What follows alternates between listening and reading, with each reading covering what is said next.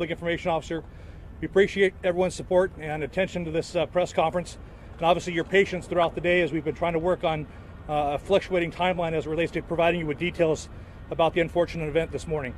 Again, this is an emotional day for all of us, so your support and your assistance is certainly appreciated, and we're going to provide some additional details now as it relates to the ongoing investigation and information not only from the actual mayor himself, but also the fire chief and the police chief.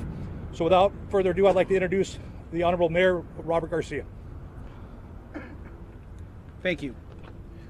As we all know, Long Beach really lost a hero today, and the entire city, as well as our fire department, is mourning the loss of someone that was very dear to our community.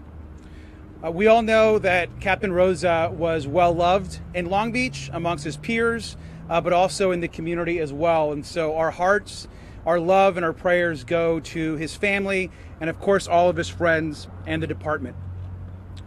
Ernesto Torres, who was also, of course, injured, is, as we know, in stable condition, and our thoughts and prayers are, of course, with him, his friends, and family as he has to deal with this tragedy as well. We're incredibly thankful as a community and as a city to every single member of the Long Beach Fire Department and every single member of our Long Beach Police Department. They are heroes who run towards danger every single day, and today was no exception. We're grateful for them, and we'll continue to give them our full support. Even as the incident unfolded today, our police officers and our firefighters have been out dealing with the daily issues that come up, and that goes to show you their strength and character as departments. I also want to make a note that because of today's incident, we have had to evacuate about 80 seniors from the building. Those 80 seniors are receiving care and are currently sheltered at the Silverado Park Community Center here in Long Beach. We've partnered with the Red Cross as well as other local agencies to ensure that they're receiving medical care, to ensure that they have their full health care. Of course, there is counseling on site, and even our animal care department for their animals and pets. All of that has been taken care of to ensure that they are okay, and we hope to get them back into their units as soon as possible. And so with that, we'll continue to watch them, but our love is with our amazing fire department, and we know that the community's love is with them and the Rosa family as well.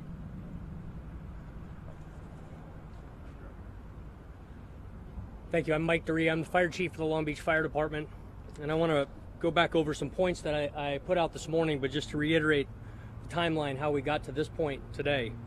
At 03:49 this morning, fire units responded to a fire alarm at 600 East 4th Street in Long Beach. Supplemental reports of a fire and an explosion. At 03:51, occupants reported a strong smell of gasoline in the high-rise apartment complex.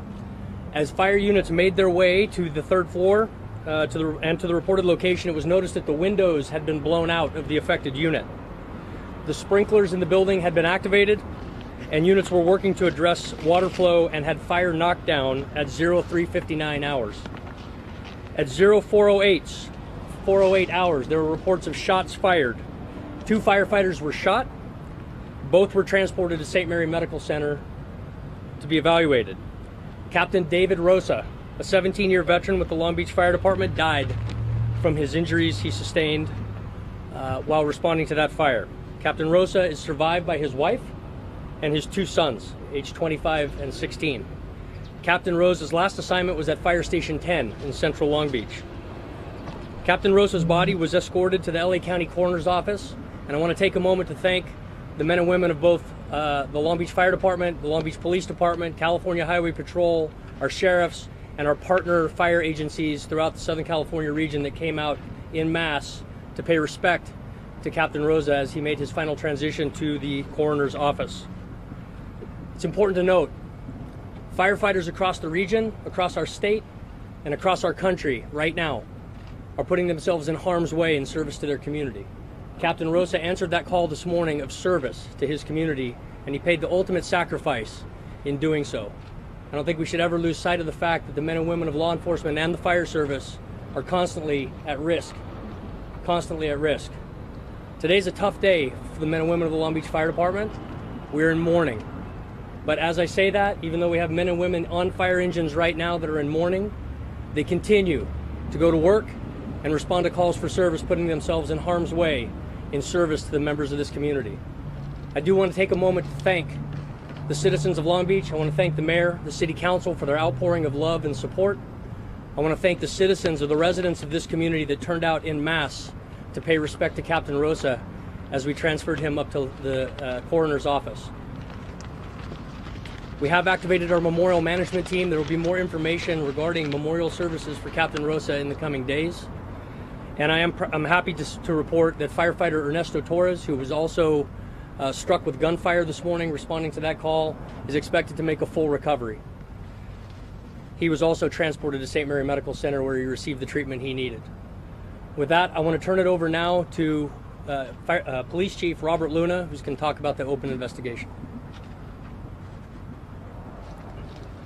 Thank you, Mike. Thank you all for being here today. And I said this earlier today. I appreciate all of you covering this very important story. I'm going to go through some notes I have, some details of what I know to have happened this morning. But I am a little frustrated from a perspective is that there's still a large puzzle that we're trying to put together. And there's a lot of information that we don't know yet. So after this, we'll take your questions and we'll try and answer any of them that you may have. But please be patient with us. At the end of the day, it is going to be one of our primary tasks, other than to support our brothers and sisters at the Long Beach Fire Department, that we prosecute the individual that we've arrested to the full extent of the law. So at about 4 a.m. this morning, our patrol officers were dispatched to the multi-story residential apartment building that Chief Darian talked about to assist our fire department with a possible structure fire and explosion. During the incident, there were multiple reports of a potential active shooter on scene. We got immediate information that 2 firefighters were struck with gunfire and 1 civilian as well. Patrol officers immediately started to search for the shooter, as we normally do in these situations, to try and isolate him and save anybody else from being shot. We also immediately activated our SWAT team, which eventually responded.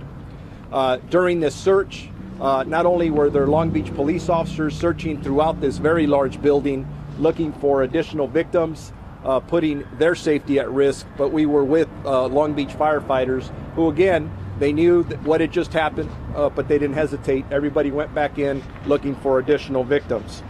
The third victim currently is only being identified as an elderly male resident of the building, and he is hospitalized, still listed in stable but critical condition.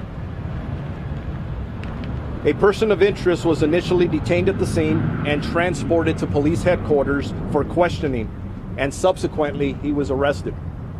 The suspect has been identified as 77-year-old Thomas Kim, who is also a resident of this building.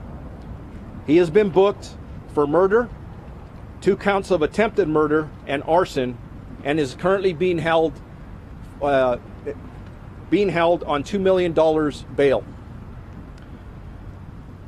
A handgun was recovered out at the scene. We do have a photo of that out here somewhere. You guys can take pictures of it or ask regarding that. It was appears to be a revolver. When we were out there on the scene, we did ask for the assistance of the Los Angeles County Sheriff's Department's bomb squad unit because our officers found something that they believed to be suspicious. The LA County Sheriff's Department responded, and they did find 2 suspicious devices. The bomb squad ended up rendering those safe. Again, we have a lot of questions about the devices that were found and the suspect's intent, which we do not have a full picture of yet. A response team from the Los Angeles County District Attorney's Office responded to the scene. They specialize in murder investigations such as these, violent crimes against police officer or our firefighters, and they are assisting us. I want you all to know that from the onset of the incidents, not only the first responders, but we responded, many detectives out there, gathering information in order to put this puzzle together. They're still on it. They're still working. So what I ask to the public, if there's anybody who has any information, who may have witnessed something or heard something, please advise our homicide unit right away. And that's at 562-570-7244. With that, we will take some questions. Chief, can you describe how you caught him? Did he just give up, or give us a little more detail on how you caught Mr. Kim? He was still on scene, and I don't know exactly how we connected the dots quickly, but I know we took him safely into custody. Is there any chance at all that this was a setup, that he intentionally set these fires with the intent of shooting anyone who came in the building? That is a possibility. That is one option that we're looking at, and that will be investigated, because obviously if that's the case, we want to know why, and we want to get the information out to our partner agencies to make sure they're aware of the situation. Chief Darian, we know about Captain Rosa, the fire. Can you tell us about the man that you've known for 17 years on your department? So, Captain Dave Rosa is a much beloved company officer with the Long Beach Fire Department. As I mentioned earlier, he's been with the department for 17 years. He's a staunch family man, good husband, good father, a joy to be around, just a wonderful, wonderful person, as are most firefighters. And he's just a beloved character. He spent most of his time working in the busiest stations in Long Beach. He spent a number of years working at our training center as a cadre member for new recruits, training our newest firefighters how to work professionally and how to be safe. He's left quite a big void. The department is definitely in mourning. Can you tell? I've heard from people that something like this has never happened. I mean, you've had firefighters die for different occasions, but nothing of this kind was shot on the job. But this is the first I've heard of this. I've heard of this story.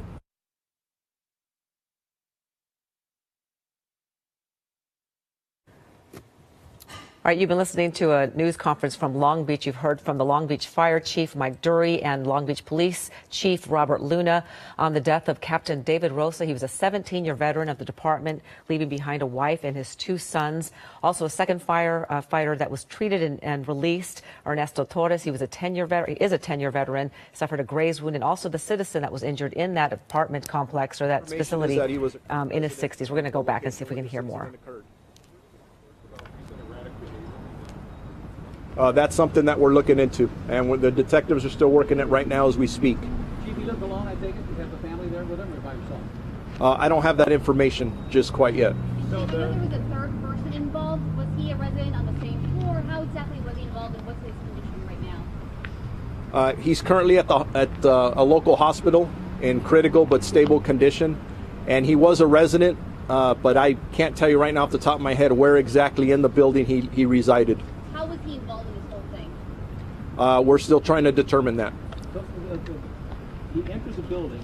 Does Kim get behind the door, open the door? You have any scenario on how he shot him?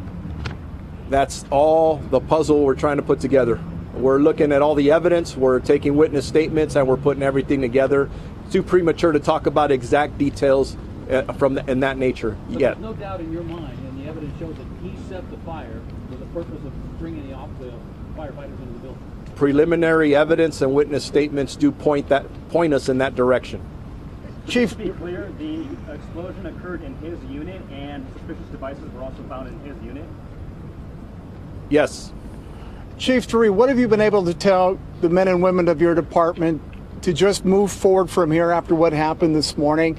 I know it's been a tough day for all of you, but what do you do to just basically continue to do your jobs? So look, the men and women of the Long Beach Fire Department are consummate professionals. I mean, as good or better than anybody I've ever met in the fire service. And I've been all over this country. I've never seen people with the quality and caliber of Long Beach firefighters. So yes, we're in mourning. And yes, the department has been in a bit of a tailspin today. But like true professionals that they are, they pulled themselves up by their bootstraps, went back into the fire stations by mid-afternoon today, and went back to work serving this community just the way anybody would expect them to do.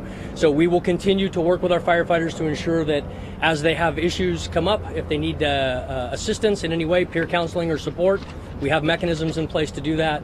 We did a critical incident stress debriefing, but I am immensely proud of the men and women of the Long Beach Fire Department, despite horrific tragedy, that they immediately went back to work in service to this community.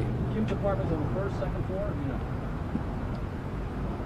His apartment is on the first, second floor, or do you know? Kim? I believe it's on the second floor. Yeah.